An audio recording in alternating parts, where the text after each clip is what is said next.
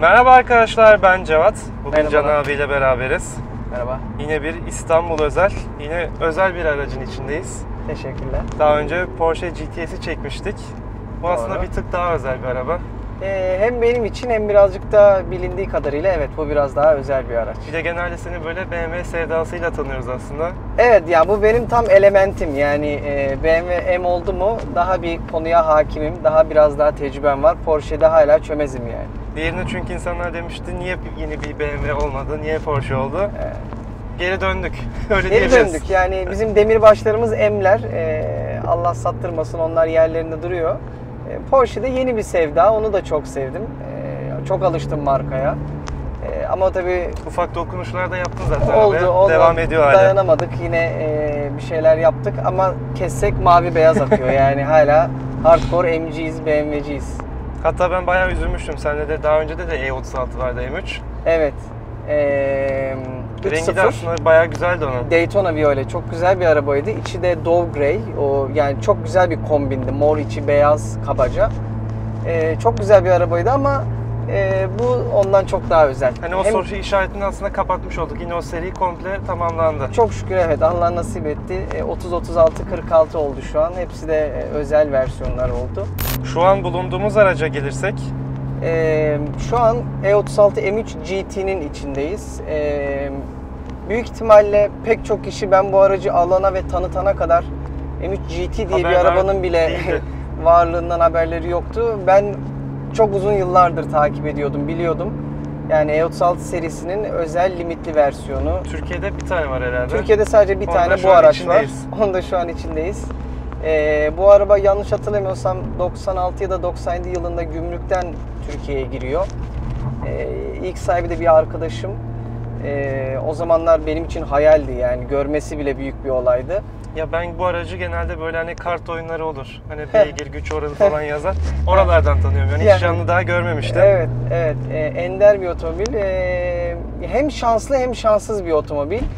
Yani uzun yıllardır hep uzun süreli kullanıcılarındaydı. Arkadaşım uzunca bindi. Sonra ondan yine başka bir arkadaşım aldı. Bir 10 küsür sene o bindi. Yani birkaç el değiştirdi ama hep uzun süreli olduğu için iyi bakan insanlar da oldu. Çok iyi kondisyonda değildi tabii aldığımda ama yine de kurtarılabilecek bir şey vardı en azından elde ve biz de onu yapmaya çalıştık. GT'nin açılımına gelirsek ya da bu aracı özel kılan noktalara. Şimdi GT'nin önce sıkıcı kağıt üstündeki açıklamasını yapayım. Amerika ve Avrupa'daki FIA GT serilerinde yarışan E36 M3'leri homologe etmek için yani yarışa uygunluğunu sağlayabilmek için üretilen otomobiller. Neden GT ismini taşıyor? Bu GT serisindeki araçlara yapılan aero yani ön arka kanat ve motordaki modifikasyonların homologe olabilmesi için. Ya bunları diyor ki FIA bu yaptığın modifikasyonları bir yol otomobilinde de göster bize diyor. Ve bu sebeple de bunları yapıyorlar. 356 tane vardı galiba. 350 toplam. adet müşteriye satılan araç var. 6 adet de prototip BMW'nin ürettiği test aracı var. Onlar galiba bir de griydi rengi galiba. Yo, onlar da yeşil. Onlar da mı yeşil? Hepsi tek renk. Bu sebeple toplam 356 araç kabul ediliyor. Dünyada üretimi. Bu da 179 nolu araç. İçinde olduğumuz araba. Tabi yani benim pek çok güzel BMW'm oldu ama bu kadar limitli sayıda ve bu kadar şase numarasına kadar CSL'den bile daha değerli aslında. yani teorik olarak evet. Ama fiyat bandından düşünürsek herhalde Yani o kadar CSL tabii daha çekici özellikleri var işte o sesi vesaire içinin hafifliği bilmem ne o tabii bir de daha pist odaklı otomobillerin daha popüler olduğu bir dönemde çıktı. Şu an sunroofumuz var aslında bir yarış otomobilinin içindeyiz. Tabii yani tabii bazı konforlar var, Evet. klimamız var, CD'miz var. Yani düşündüğün zaman öyle çok da hardcore bir GT3 RS gibi bir araba değil. Tek aslında artısı galiba alüminyum kapılarımız olması. Doğru. Şimdi farklılıkları bu kağıt üstündeki olanları söyledikten sonra şöyle farkları var bir de. Aracın üzerindeki farklara gelirsek önde ve arkada GT'ye has spoiler ve lipe sahip. Hepsinin dış rengi British Racing Green, İngiliz yarış yeşili. İçi de Meksika yeşili diye BMW'nin geçtiği Deri ve alkantara kombini. Koltuklar da sadece bu GT modeline özgü. Ya şekli değil de Bu desen ve bu renkler, evet. Onun dışında 264 derecelik egzantriklere sahip, motorspor egzantriği. Bu egzantriğe uyumlu bir özel Vanos programı var, beyinle kombine olan. Arkada kısa diferansiyel var 3.2 oranında. Başka önde kule gergisi kaputun altında. Belki hatırlayamadığım. 295 beygir şu an. Evet, bu bahsettiğim egzantrik ve yazılım farklarıyla 286'dan 295'e çıkmış gücü. Ama tabii kısa difin de kombiniyle bayağı hatırı sayılır, yani hissedilir bir eğlenceli bir araba haline geliyor. Eğlenceli bir farkı var, evet öyle. Zaten BMW Limited versiyonlarında öyle çok çılgın güç eklemiyor. Yani 10-15 beygirle değiştiriyor. Yani CSL'de normal M3'ten 17 beygir daha kuvvetli alt tarafı. Ama o 17'yi veriş şekli o kadar enteresan ki, evet onu hissettiriyor. Keza bu araba da öyle. 286'lığın üzerinden tasarlanmış bir araba olmasına rağmen 321'liklerden daha hızlı pek çoğundan. 3.0 motor. Evet, 3.0. 3.2'si var bir de galiba. 3.2'ler 321 beygir oluyor. Bu 3.0 286'lığın BMW'nin modifiyeleriyle 295'e çıkarılmış hali. Tek model yılında mı üretilmişti bu araba? 95 Sadece yılı. 95 yılının, yanlış bilmiyorsam Nisan'la Temmuz ayları arası. Yani 4 Tek o aylık, aralıkta. evet. Zaten Ondan sonra 350 zaten araç olduğu makyaj için. galiba. Sonra 96'nın başıyla evet 3.2 Evo'lar başladı. Alüminyum kapı var bir de bunlarda. O da 3.2'lerle başlayan bir olaydı. Ama ilk bu arabada prototip olarak deneniyor. O da biraz bir ağırlıktan tasarruf. Hep manuel bir de değil mi bunlar? Hepsi manuel. Bunlarda SMG yok. Allah'a çok şükür yok. Çünkü ilk SMG E36'lardaki maalesef kötü bir şanzıman. Yani vakti zamanında hani BMW yaratıcı bir şey yapalım diye uğraşmış. Fikir güzel ama uygulama yok. Yok abi. E36'nın SMG'si ızdıraptır yani. Peki kullanım yönlerini değerlendirirsek bir stok E36 M3 ile çok fark var mı? Ya ben çok farkını hissediyorum şahsen. Bilhassa yakın zamanda sen de biliyorsun bir başka E36 M3'üm olduğu için yine 286'lık çok yakın bir mukayese yapabildim. Bir kere bunun hissiyatı çok daha natürel. Yani direksiyon tepkileri, yol tepkileri çok iyi. Zaten yaylarında da bir miktar farklılık var normal M3'lere göre. Şu anda yine stok yerler var değil mi? Üzerinde şu an stok var. Şu an arabanın pek çok şeyi stok. Biz arabayı toplarken, yani restorasyonunu yaparken 2 tane önemli şeyi değiştirdik orijinaline göre. Bir de ben böyle küçük dokunuşlar yapmayı seviyorum. BMW'nin kendi içinde onun parçasını buna takma falan. Z3 1.9'un direksiyon kutusunu koyduk araca. Çünkü kendi direksiyon kutusu biraz fazla uzundu. Sürürken falan tat kaçırıyordu. Bu daha bir tip top turu azaldı. Normali 3.2 tur. Bu 2.8. O da birazcık fark ettiriyor kullanım hissini. Daha direkt oldu herhalde değil mi? Evet, daha direkt oldu. Keyifli oldu. Açıkçası yaşına göre performansı da pek fena sayılmaz. Yani 295 beygir. aslında daha güçlüymüş gibi hissiyat veriyor şu an. Tabii şimdi etrafındaki konfor ekipmanları evet. o kadar iyi olmadığı için, yani camlar ince, kapılar ince.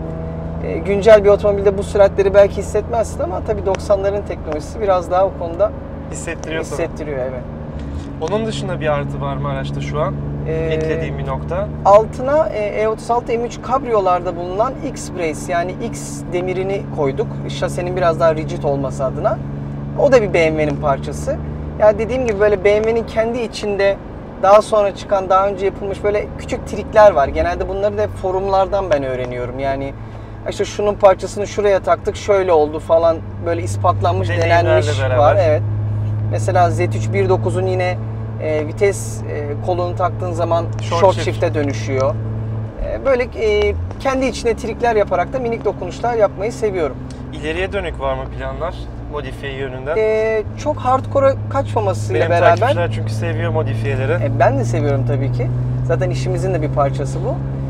KW Variant 3 coilover'lar geliyor. Biraz araba istediğimden daha fazla savruluyor şu an. Yani o sallamayı biraz azaltmak istiyorum. Şu an coil yok değil mi? Şu an hiçbir şey yok. Şu an kendi orijinal yayları var. O yüzden yani biraz fark ettiysen yatıyor. Bir tık evet. Evet yani zamanında muhteşemdi ama şimdi günümüzde ama bütün arabaları böyle evet, herhalde. şimdi günümüzde biz daha tok arabalara alıştığımız için Zaten biz KW'nun da bayisiyiz. Hani ürünümüzü de kullanmak istiyoruz. Ulaşmak isteyenler yine Tabii. seninle de iletişime geçebilir. Hay seve seve elimizden ne gelirse. Çok iyi bir maldır. Biz zaten bizdeki ürün gamına baktıysan her sektörün en iyisini aldık. ST'yi de sizden tedarik edebiliyorlar Evet, galiba. ST, KW hepsi aynı firmanın altında. Daha sonra Brembo fren kiti geliyor yakın zamanda. Biz Brembo'nun da bayisiniz aynı zamanda. Frenlerde normaline göre fark var mı bunda yoksa hiç Yok, hepsi frenler aynı? normal E36 M3 freni. Orada öyle çok özel bir iyileştirme yapılmamış. Fena değil ama ben hani biraz pist vesaire de sevdiğim için bana herhalde bir Brembo desteği gerekecek. Başarılı ürün.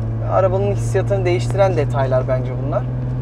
Bunun haricinde Egzoz yönünde var mı bir plan egzoz yoksa? benden önce yapılmış bir son susturucusu var. Yabancı bir marka ama söktüğümüzde markasını göremedim. Ya Haman ya Remus, yani öyle bir şey.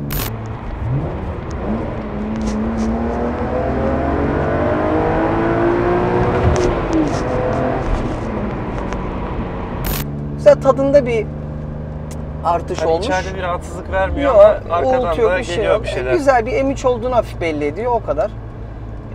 Ha bir de imkanlar el verirse biraz tuzlu bir modifiye ama bir sene içinde de bir karbon airbox yapmak istiyorum.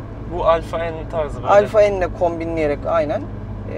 Yani açıkçası bence M arabalara çok karakter Sesi veren çok bir şey. yırtıcı oluyor, bayağı Hem güzel sesi oluyor. çok güzel, böyle motor spor havasında oluyor, yani sürerken çok keyif alıyorsun, hem de görsel olarak çok güzel bir şey. Kaputu açtığında orada Şu böyle. an motor bölümü zaten sıfır gibi duruyor. Evet, yani şu an orijinaline yakın topladık. Bir de o da olabilirse inşallah garajdaki bütün M'ler karbon airbox'ta olacak. O da benim için ayrı bir böyle bir övünç. Bir hava artıyor orada. Yani öyle hava demeyelim de keyif.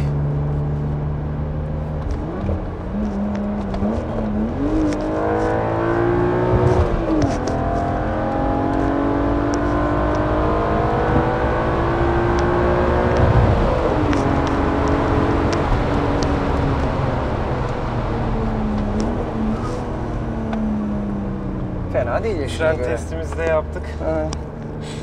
Gayet iyi, ben beğendim yani. Yani hani nasıl söyleyeyim, O aklını hissiyatı almıyor iyi, ama o hissiyatı yaşatıyor. Ha, evet, yani bir M3 olduğunu biraz hissettiriyor yani. Ciğerden gelen o ses sıralı altı.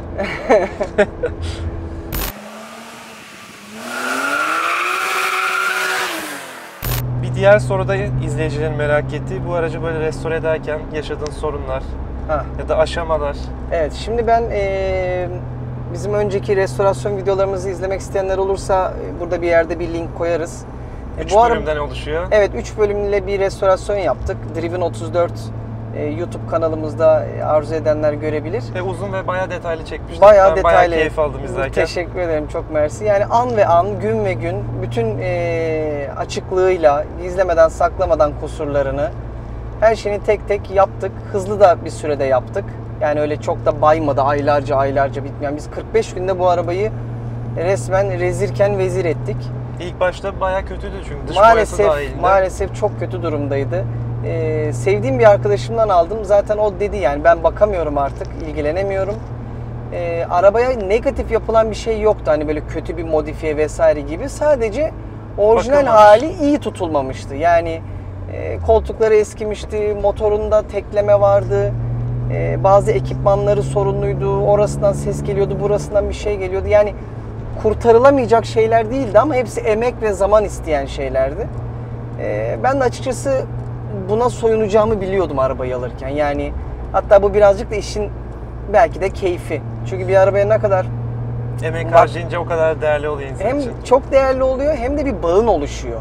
Yani hatırlıyor musun, şunu ben yapmıştım, oradaki sesi kesmiştik falan. Arabayla bir anılarımız birikiyor. Yani son model bir arabayı alıp garaja koymanın çok bir kıymeti yok. Yani yıka babam yıka, bin cilala devam et. Bunda biraz daha hani bir şey yapıyoruz, ay olmuyor, bir daha yapıyoruz, uğraşıyoruz. Ya çok bunaltmadığı sürece restorasyon işlerinden ben şahsen keyif alıyorum. Koltuklar herhalde bayağı bir emek harcandı. Of, koltuklar, yani her şeye emek. Yani sürpriz şeyler de çıktı. Mesela arka camları değiştirirken galiba, değil mi orada? bir söktük, altında pas. Hayda, bu mesela sürpriz. Bu benim bütçemde, hesabımda yoktu. Onları Bujilerde galiba yine bir bobin, bobinlerde. bobinler. Motoruna bakım yaparken bobinlerin iyi olmadığını fark ettik. O da ateşleme ile ilgili önemli bir aksam. Tek herhalde şu aksamlar bulunmuyor herhalde. Evet, bir tek karbon trimlerimizi 0-0 yapamadık ama onları da işte eBay'de avdayım. Herhangi bir karbon koyamıyoruz çünkü bu karbon fiber değil, karbon kevlar. Bunun içinde böyle çok hafif bir kızıllık var, hafif bir yeşillik Bunu var. BMW'den bulmak mümkün mü? BMW de Yoksa üretmiyor işte. Üretmiyor. Üretmiyor. Hatta BMW Individual'da şu an yazışıyorum Almanya'ya. İşte dedim böyle özel bir arabamız var. Her şeyi yaptık. Bir yardımcı olun. Bir el atın abiler dedi. Tamam Individual'da sizin için konuşacağız dediler ama hani onlar da arayıp tamam 10.000 euroya yapıyoruz 3 parçayı Euro 5 derlerse olmuş. de Euro 5 olmuş. O biraz sağ olun biz bulduk ayağı yapabiliriz yani. Ama belki de uygun fiyatı olursa BMW Belki bir Individual'a kıyak yapabilirler. BMW Individual'a kendime özel karbon trim yaptırsam artık hakikaten yani çok övünürüm Bu araba bununla tam yani. olmuş deriz yani. Büyük olay olur yani. Olursa tabii. Onun işte deriler öyle geldi yurt dışından. Burada da Beker Oto Döşeme var Maslak Sanayi'de. Onlar sağ olsun harbi sanat konuşturdular. Çünkü ben sonradan yapılan derilerdeki o tombişliği sevmem. Böyle tombul tombul olur. Ya da dümdüz olur böyle hani şey. Ya da böyle sonradan hiç yapılmış. hatları göstermeyen dümdüz olur. Bunlar tam kıvamında orijinalin birebir yaptılar. Tabi arabanın içini yenilediğin zaman inanılmaz senin hissiyatın içinde yenileniyor. Çünkü en çok vakti içinde geçirdiğin Evet. için. İşte orası burası motoru, yürüyeni, jantları çok perişandı. Onları da karşıda öz saygılı janta yolladık. Onlar da çok başarılıydı. Orijinal Onlar da sıfır gibi şu an. CNC yapıldı, yarım mat vernik yapıldı. Evet onları da fabrika haline kavuşturduk. Bir de ben bazı parçaları kurtarmayı çok seviyorum. Hani her şeyin yenisini almaktansa mesela atıyorum silecek suyu haznesi var kaputun altında. Onun yenisi 45 euro bir şey. Yani 200 lira. Alınabilir ama ben onu aldım, söktüm. Çamaşır suyunda yatırdım. O sararıklığını aldım. Diş fırçasıyla falan temizledim. Bir deli işi biliyorum ama kendim onu beyaza geri çevirdim ya sarılığından. Benim için bir haz mesela. Motor kapağını da galiba kurtarmıştık değil mi? Motor kapağı komple gitti. Yeniden pütürlü boyandı orijinal boyasında. Yani ufak ufak oradan buradan bir şeyler. Mesela göstergelerde krom çerçeveler vardı bunların etrafında. Zamanının popüler bir modifiyesi ama benim pek yakıştırmadığım bir şey. Benim de sevmediğim bir şey. Aynen onları söktük. Sökerken başka bir göstergenin içine aldık. Ondan ona koyduk vesaire.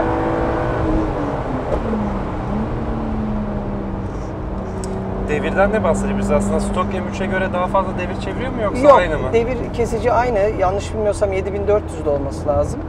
Ama 286'ların güzel yanı kesiciye geldiğinde o hepimizin içindeki kroyu canlandıran pa pa pa pa pa kesicide kalma sesi 320'lerde yaşatıyor. yok, bunda var. Yani her ne kadar böyle sofistike adam takılsak da onu seviyoruz yani. Bak geliyor. Patatatata. Yani biliyorum çocuksu bir şey ama ben seviyorum yani ne yapayım. İşin eğlencesi burada ya. Yani niçin alıyoruz ki bu yani eski Yani arabaları ciddi yani. ciddi durduktan sonra Evet. O birazcık böyle baksana şu yolların güzelliğine bak yani şehir içi değil ki benim için bu yollarda araba sürmek keyifli. Mesela bu yolda en son eski kendi direksiyon kutusuyla kullanmıştım. Balon gibi Farkı olmuştu anlıyorsun arabanın şu içi. an herhalde. Şimdi çok iyi oldu evet.